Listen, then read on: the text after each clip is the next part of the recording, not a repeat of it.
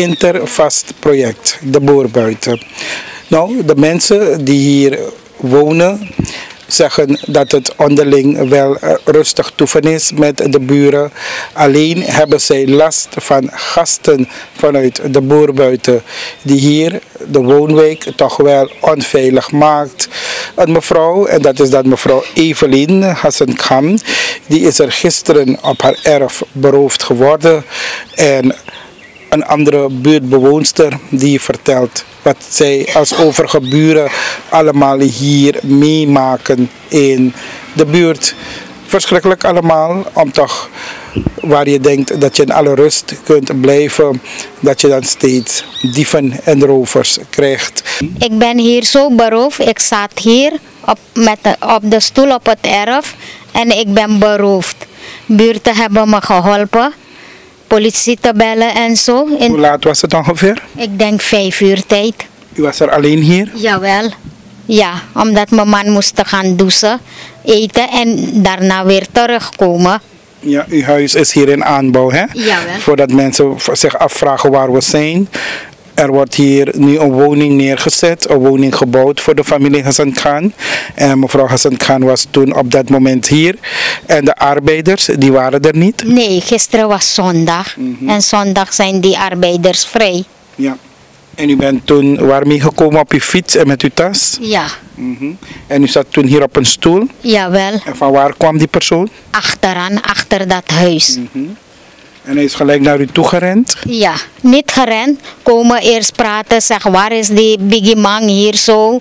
Ik kom die biggie man slaan, alles. Ik zit te kijken, ik ben radeloos geworden die tijd.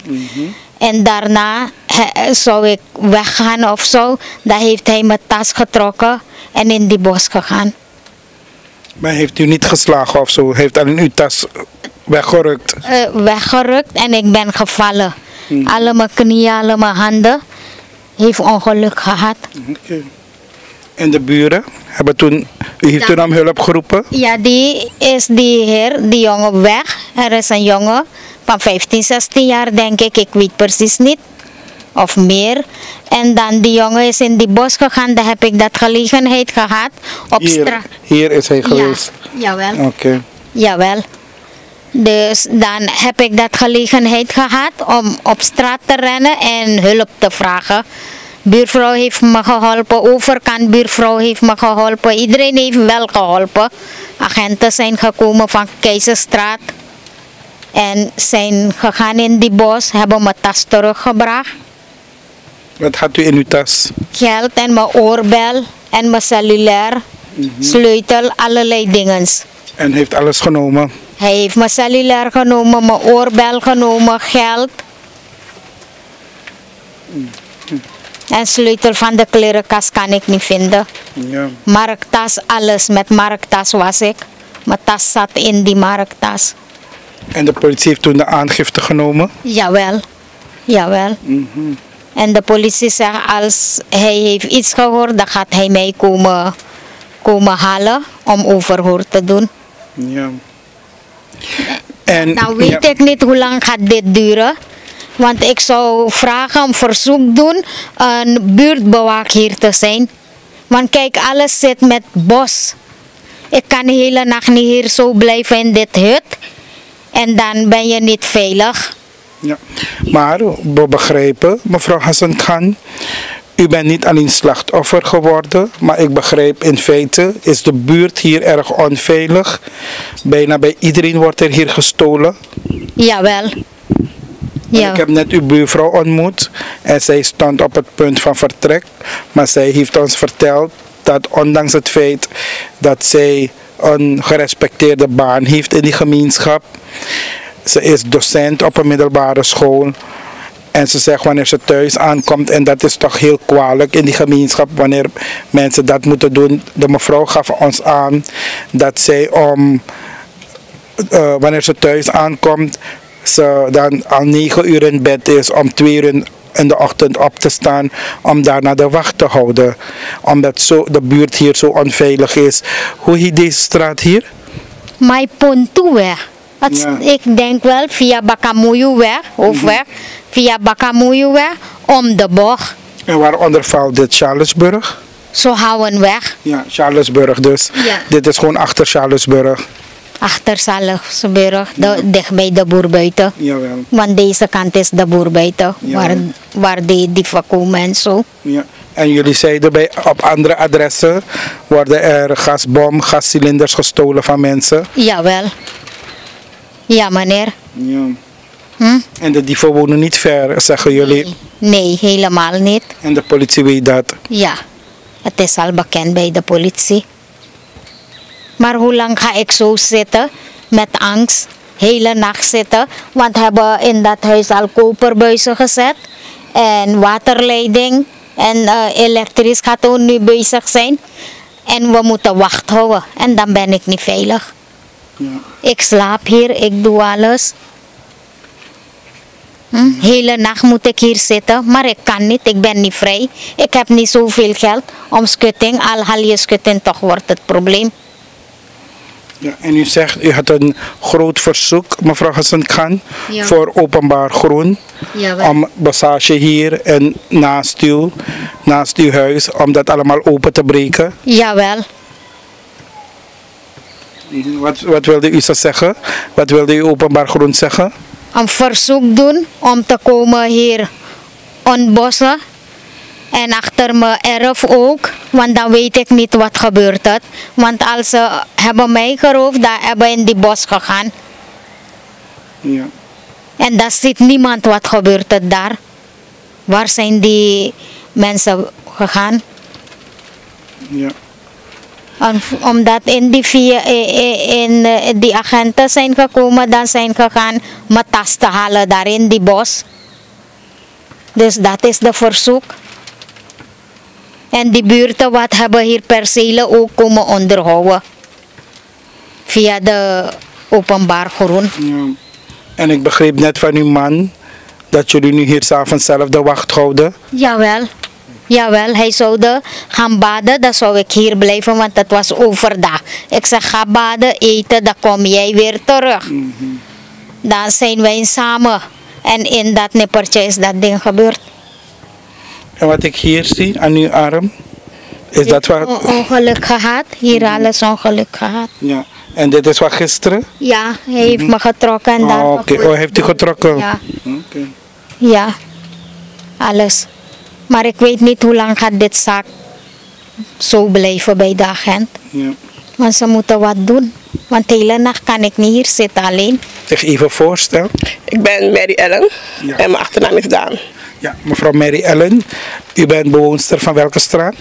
Ik ben bewoonster van de Thomas Boytuweg en de Bakamouyuweg. Dus je kan van die kant op komen en ook van deze kant. Hoe lang woont u al zelf hier in de buurt? Ik woon al 11 jaar hier in de buurt. Wat kunt u ons vertellen over de leefsituatie hier? Het is lekker wonen hier, het is vrij rustig. Niemand heeft last van elkaar. De buren zijn goed op elkaar. Maar we hebben last van de jongens hier in de Boerbuitenweg. Ze hebben een paadje gemaakt, hier achter als je zo ziet. En ze komen dan via hun perceel, via de Boerbuitenweg, in ons project. Want dat is een intervasproject. En wat doen ze dan? Ze komen inbraken plegen, stelen thuis bij mensen. En het is al een tijdje gaande. Het is niet iets van nu, al een paar jaren. En zodra ze opgepakt zijn door de politie, is het een tijdje rustig, 2 jaar, 3 jaar. Maar het moment iets verlies, dan weet je meteen van, ze zijn weer op vrije voeten. En hoeveel keren zijn ze bij u geweest? Laat me zien. Bij mij thuis, ik denk meer dan 3 keer. Toen onze woning in aanbouw was, hebben ze ook materiaal gestolen, cement, gereedschappen, noem maar op. Toen dat huis al afgebouwd was, hebben ze ingebroken via mijn kamer. Dat raam hebben ze geforceerd, die wijzer geforceerd. En zijn op mijn bed beland en hebben het huis overhoop gehaald. Ze hebben niks kunnen vinden en hebben toen die gasbel meegenomen. Ze wilden ook die tv meenemen. Het is een smart tv, maar het is vast aan een staander en je moet hem losgooien. En waarschijnlijk hebben ze geen tijd gehad om het los te gooien, want het was wel niet meer op zijn plek. Het was geschoven, dus ze zijn wel eraan geweest. Ze hebben geprobeerd het te stelen, het is er niet gelukt. En toen hadden ze die gasbom gestolen. Andere keer weer. Gasbom hebben ze van mij 5 of 6 keer gestolen. En afgelopen week weer. En ik heb de politie weer gebeld. Maar je hebt geen bewijzen, dus je kan niet veel doen. En je betrapt ze ook niet op heterdaad. 1 keer heb ik ze op heterdaad betrapt. Ik kwam uit de nachtdienst en ik lag te slapen. En ik hoorde stemmen op mijn erf. Ik had toen geen schutting. Ik stond op en ik keek via mijn kamerraam. Ik maakte het gordijn eventjes open en ik piepte. En ik zag die kindjes van die jongens die stelen. Dus het begint bij jongs af aan. Niet alleen die oudere jongens, maar ook die kleine. Hun ouders sturen ze in de buurt om te gaan, zodat ze kunnen kijken wat ze kunnen vinden. Ja, en zo zijn ze last voor ieder in de buurt. Ze gaan op ieders perceel en ze kijken wat ze vinden. Zodra er een huisje aanbouw is, mag je weten dat je iets zal kwijtraken. Deze mevrouw bouwt al een maand hier, denk ik. En vanaf dag 1 heb ik er gezegd, wees op je hoede. Ik had er ook gezegd, het zou het beste zijn om eerst die schutting op te trekken. Want deze jongens hebben deze buren hun schutting hoger opgetrokken en het beveiligd. Zodat ze niet erover kunnen springen. Want ze liepen gewoon op die schutting, ze gingen op de mensen erf, ook bij mij. Dus ik had er dat voorgesteld, maar je weet, we zijn geen rijke mensen. Je bouwt eerst je huis en wat over is dat je luku even iemand bouwt als kotu. En ze is toen begonnen met dat huis. En er is nog geen geld voor schutting. Ze zei me, ze is van plan een zinkplatenschutting op te zetten. Maar zinkplatenschutting gaat niet helpen. De boeien brokken alako gewoon. En gisteren zat ik in mijn woonkamer toen ze me is komen roepen, buurvrouw, help. Aboy, tik mijn tas, aboy, roof mijn tas. Ze vroeg of ik de politie kon bellen en ik heb dat toen gedaan. Ze heeft me verteld dat die jongen er heeft geduwd en de tas heeft meegenomen. De politie is wel geweest hoor, de politie is van Keizerstraat. En later de politie van Minder, want wij vallen onder resort Minder. En ik heb mijn zegje gedaan, dat is het, maar we hebben al jaren last van deze jongens. En niet alleen van die grote, ook van die kleine kinderen. En nooit doen ze wat hoor, nooit doen ze wat. En als dit opengebroken zou worden, hoeveel zou dat jullie veel helpen? Het bos hier? Ja. Het zou ons veel helpen, ja, want zodat de politie komt om ze op te pakken, toch? En ze zijn bijvoorbeeld thuis en de politie doet de inval. Zo wat ze doen, de boeien longo in de busie, ja, de broka busie goeie. En ze kennen dat bos op en top. Dus de politie, misschien nu wel, maar in het begin niet, de boeien stap bij hem kibri. Dus ja, het heeft niet veel geholpen. Ik weet niet hoe vaak ze opgepakt zijn, maar de politie is wel vaak geweest, ja. Ja. En hoe staat dit project hier bekend? Onder welke naam? Interface project De Boer Buiten. Okay. Maar eigenlijk, ik vind De Boer Buiten niet zo best, want we grenzen aan de Zohouwenweg. Ja, toch? De Boer Buiten is die kant. Ja, Charlesburg of Zohouwenweg. De Boer Buiten is aan die kant, dus eigenlijk. Maar omdat toen de tijd waren er geen straatnamen. Dus dan vielen we onder De Boer Buiten. Ja. Ja. Als buurtbewoner, wat is uw oproep? Wat ziet u toch wel als dat jullie zal helpen? Het enige wat ons zal helpen is een buurtwacht. Gezamenlijk toch? Buurtwacht alleen. Misschien dat we als buren van dit project geld kunnen ophalen en verzamelen om een buurtwacht te kunnen betalen. Of een permanente wacht voorin. Een hefboom, zodat niemand gewoon in het project komt. Maar ze komen niet van die kant, ze komen van hier. Dus hier moet eigenlijk geschud worden. Maar die percelen staan al een paar jaren leeg. Ik weet niet wie de eigenaren zijn van de percelen. Dus dat zou als eerst gedaan moeten worden, zodat ze niet meer hoeven of kunnen boren naar dit project. En het bos moet afgekamd worden. En omrastering of zo. Ja. Ja. En u zei, nadat ze worden aangehouden, is het een tijdje stil. Ja. Maar dan kunt u zeggen dat ze nu weer zijn begonnen. Ja, ze zijn weer begonnen, want vorige week heb ik mijn gasbom verloren. Mijn andere buurman daar heeft zijn gasbom ook verloren. Iemand voor hem heeft koplampen verloren. En zo gaat het dan toe. Ze zijn van mij in alle huizen al hier geweest in dit project. Dus als jullie van huis gaan, vragen jullie dus buren om op te letten? Ja, dat is het enige wat je kan doen. Ja. Dat is het enige wat je kan doen, ja.